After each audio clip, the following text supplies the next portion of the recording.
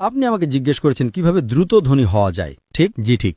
সেরা সমাধান 5 ওয়াক্ত সালাত আদায় করুন, আর ফজরের আগে 2 রাকাত সুন্নাত মিস করবেন না। জানেন কেন? মানুষ যখন বিশ্বের টপ 10 জন ধনী ব্যক্তির লিস্ট করে, যুবক মানুষেরা। থামুন থামুন ভাই, আমাকে উত্তরটা দিতে দেন।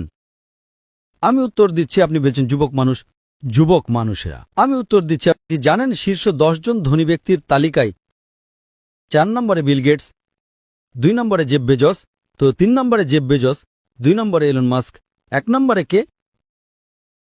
একজন মুসলিম যে ফজরের সালাত এবং সুন্নাত আদায় করে, সে এদের চেয়েও ধনী।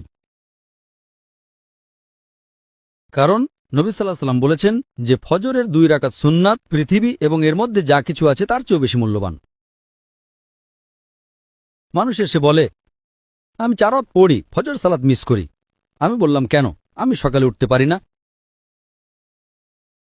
অন্য সব সালাত সময় মতো পড়ি, ফজর আমি উঠতে পারি না।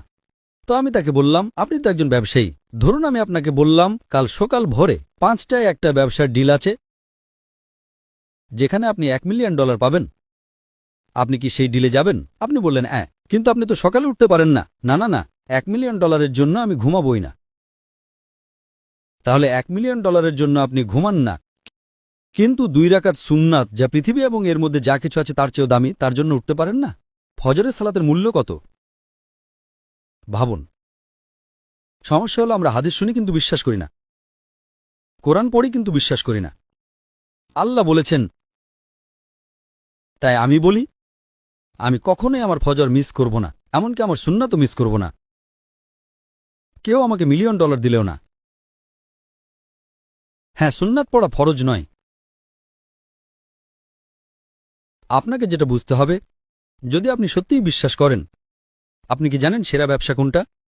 আল্লাহ সূরা বাকারা 2 নম্বর অধ্যায়ে 261 নম্বর আয়াতে বলেছেন, যদি আল্লাহর পথে একটা শস্যদানা দান করেন, আল্লাহ আপনাকে 7টা শীষ দেবেন এবং প্রতিটাতে 100টি করে দানা থাকবে। তার মানে একটা দানা 700 গুণ হয়ে যায়।